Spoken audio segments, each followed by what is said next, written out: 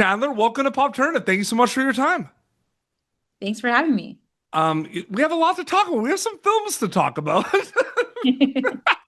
And it's interesting because I saw Mild and Kicks at TIFF, and then people were able to see it in theaters. And we're also talking about Roommates, which is now streaming worldwide on Netflix as well. I'm curious because you look at something like Roommates where you're directing it, but then Mild and Kicks, and I like movies. You also wrote that. How big does the storytelling mindset change for you when it's something you wrote and directed compared to something that you're just directing? Does it still feel like you're wearing the same storyteller hats, or is it a completely different mindset? Yeah, I think so. I mean, I think with roommates, because it's Jimmy and Kira's movie and it's Adam's movie and it's Sadie's movie, like it was a lot more collaborative, I guess, than a project I've been like literally writing and rewriting for 10 years, like mostly in the college in Ossington A&W at like 10 p.m. at night. Um, So yeah, that was a different process, but it was really fun to kind of just like all talk about our own college experiences and the roommates that we had, the roommates we were, and just kind of yeah, like make something that felt like all of us. I'm really excited to ask you this specifically because you look at a movie like Mile Like Kicks, and one thing I really got of it is it's got this kind of romance and coming of age self reflection, but I really enjoyed the music component of it. And for me, to each their own, but it is a music film first, in my opinion, with a Yeah. lot of things. I feel like you can look at it two ways, right? Whether a movie is about music or about sports or anything, you can look at it and say, Mile and Kicks is, a music film that has, coming of age romance comedy in it. Or you could look at it the other side, right? It's like a coming of age comedy drama that is about music. Do you know what I mean by that? Like, was there a bit of a push and pull, or was it like, did you have kind of a mindset and idea with that film in terms of what kind of film it was? Yeah, I think it feels like a lot of different things. It feels like a hangout movie, like Dazed and Confused. It also feels a bit like a rom-com. There was a lot of me looking at the screenplay for like Bridget Jones' Diary and kind of like investigating that as sort of uh, and then I think Almost Famous was like a huge influence Mhm. too, and so was Frances Ha, and so I think it kind of became this like cocktail of different genres, which I like. I like when movies are more than just one thing. Absolutely. I'm wondering if you find it very interesting where, especially like Mild and Kicks and I like movies, had some moments where I really laughed and everything, but they had a lot of serious undertones. And I'm wondering, have you always looked at like the comedy component of things with a serious undertone? Because some of my favorite sitcoms growing up, right? I look back at them, like they all had a lot of really serious topics that they also like tackle each episode. So I'm wondering for you, like, have you always looked at comedy with a serious undertone and like the self-reflection lens? I think I'm just kind of writing what I know, which is like my adolescence and stuff. And, I remember when I went to the Canadian Film Center, I'd always write things that I thought were like super hilarious. And then everyone would be like, that's really sad, or that made me feel uncomfortable.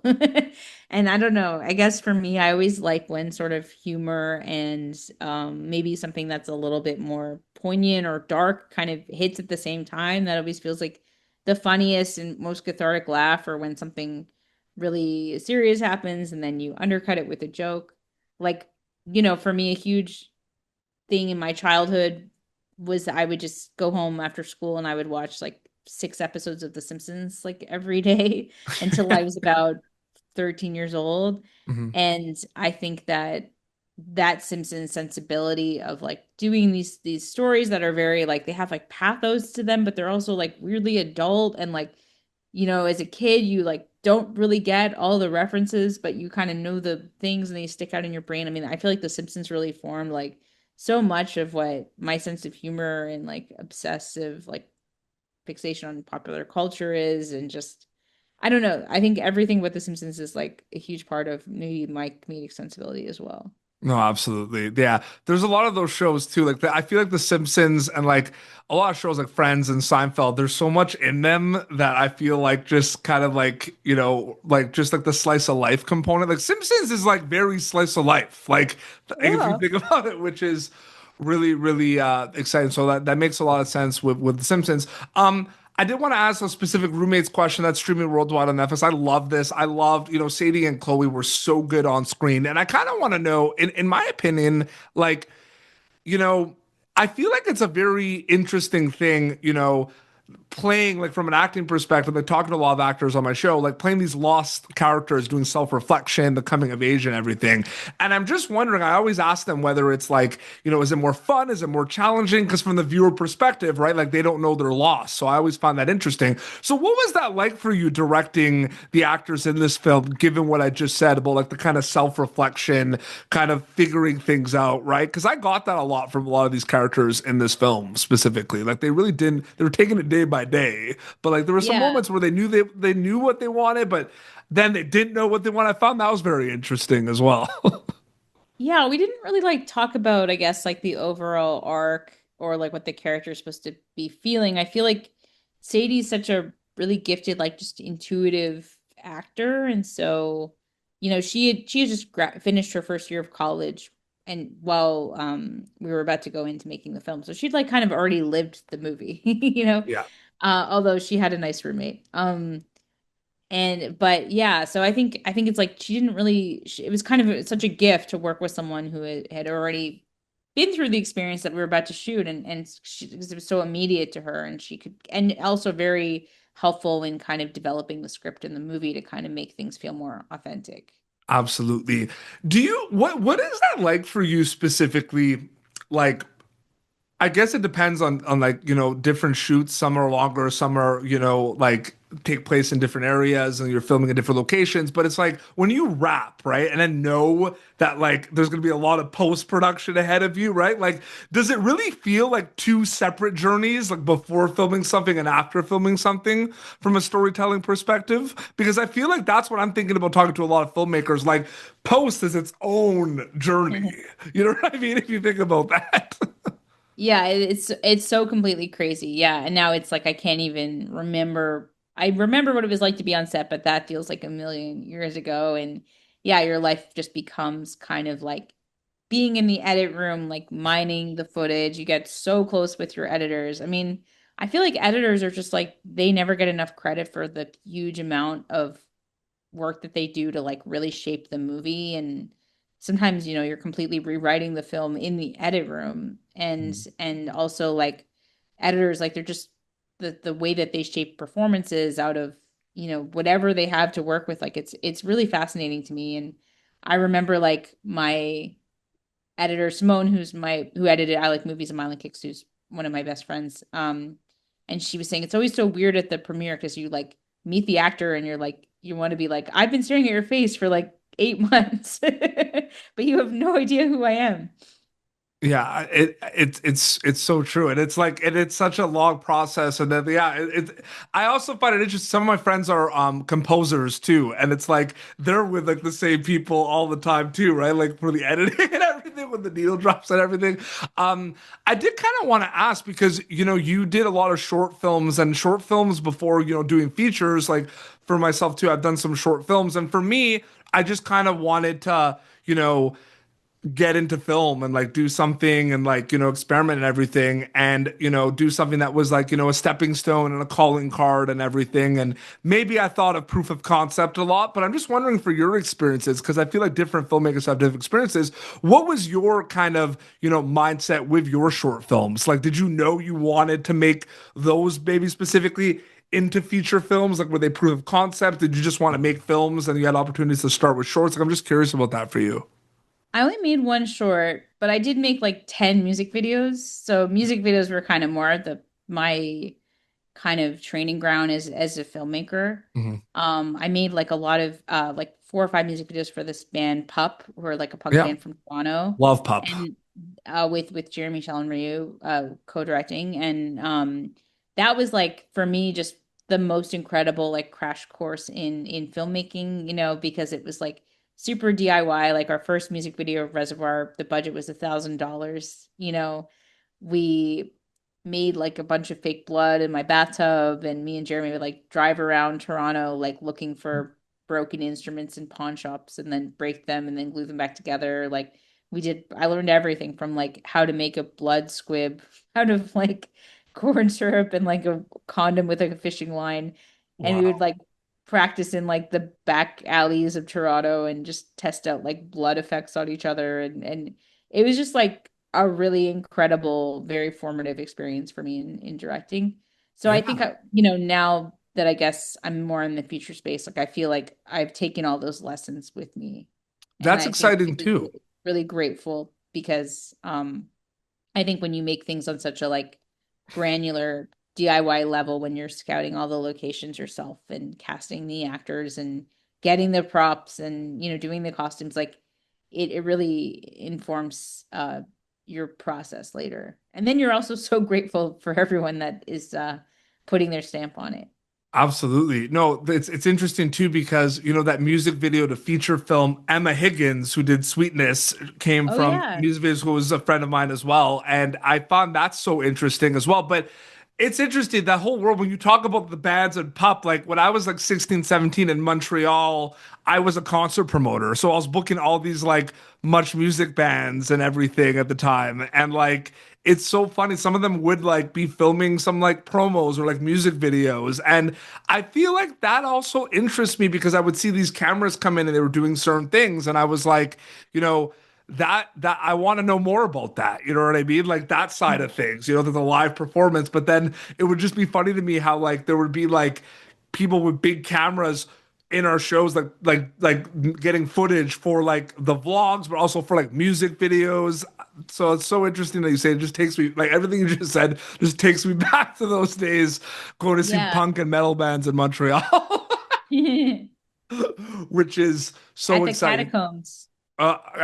Catacombs, Underworld, Cafe Linko, so many places, and then it was pretty cool. There was a place called Underworld on St. Catherine's, which was like a shoe store, Oh, but upstairs there was like a venue, and we would wow. that was a really big one as well. But I also kind of wanted to ask as well because you like Mylan Kicks, like I started this interview saying that for me, like even though it's not just about music, right? You say you pull from past experiences, like I took music out of that. Like I really love the music. I love the sounds of it too. So good.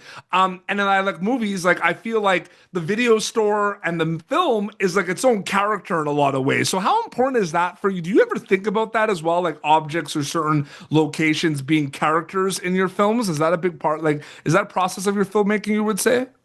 Oh yeah, completely. I mean, Yeah. I love production design and the kind of world building of that and having very specific props that, for me evoke kind of like sense memories. Like I was very specific about the kind of like, you know, um, very blocky like vape that Archie smokes in Myling Kicks. It had to be the Da Vinci 6, which like they don't make anymore, and we had to get it like on eBay and win like an eBay auction and get it shipped from like San Francisco.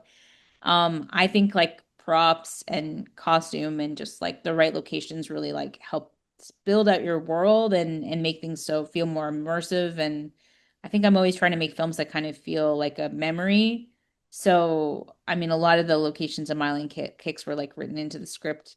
The sequels video store was me just trying to like replicate kind of my memories of working at Blockbuster. So I really wanted there to be like the gray carpet and, and our set ended up being actually from like an abandoned Blockbuster in Northern Ontario. Yeah. Um, so yeah, I mean, I'm just like really, yeah, obsessed with like the real thing and trying to get as many like real world objects into stuff as I can. No, absolutely. And then last question before I wrap up. I mean, Canadian film is having an incredible moment and I'm so proud and I'm very proud to be Canadian. And I look at, Mile That Kicks, I look at Sweetness, I look at Nirvana Band, the show, the movie, I look at Undertone, I look at Yeah. Hunting Matthew Nichols. Like, can you just speak about how exciting it is to be, a Canadian filmmaker right now with so much amazing content coming out? It's pretty incredible. Like, I'm very It's inspired, so I have to tell you. it's so awesome. I mean, I feel like it's a very close-knit community, and I feel very lucky and grateful to be a part of this scene with like so many filmmakers and friends that just genuinely inspire me so much. I'm just in awe of them. Like Mhm. going to see Dead Lover recently in LA and Ben Ben Petrie and Grace Glowicki, who are this awesome like husband wife power couple. Yeah. They did a Q&A and the movie had this like scratch and sniff card. So when you watch certain parts of the film, you would scratch this card and it was just like such a fun, creative, brilliant movie that was so weird and interesting and it could only come out of Grace's brain. I just love movies where it feels like it could only come out of that person's brain. Like I think Sophie Ramvari having such an exciting moment with Blue Heron, and that's being distributed by like Janus Films, and it's the Hollywood Reporter just called it the most acclaimed movie of the year. And my friend Eric Kamalabuyan, his movie Follies also had a really wonderful reception at Locarno and TIFF. So yeah, it's really tremendous. Like I think, yeah, Undertone is so cool too, and I love that it's an A24 movie, and I love that.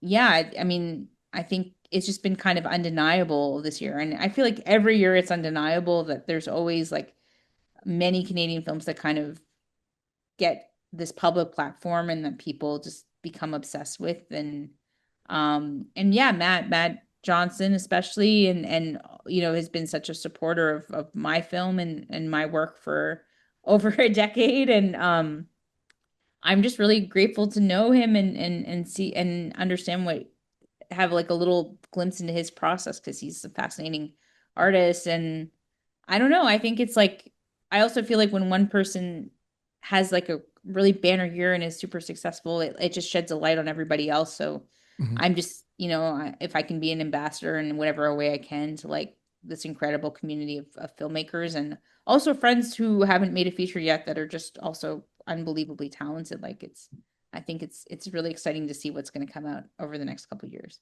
Absolutely, no, super well said. And like I said, we're so happy we were able to chat about, Mile End Kicks and Roommates. We talk about like movies as well, but those are the two now, Mile End Kicks and Roommates, that are, more recent, that are out now, which is so exciting. Thank you so much for your time, and thank you for everything you are doing and will continue to do in cinema, Chandler. I really appreciate it.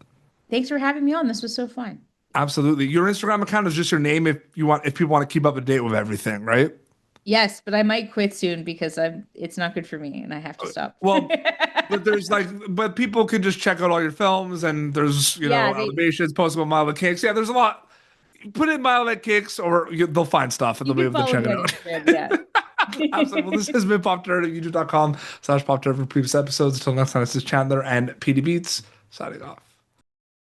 Thank you for tuning in to Popternative. Make sure to check out our past episodes of Popternative on YouTube. This has been an Autograph Communications production.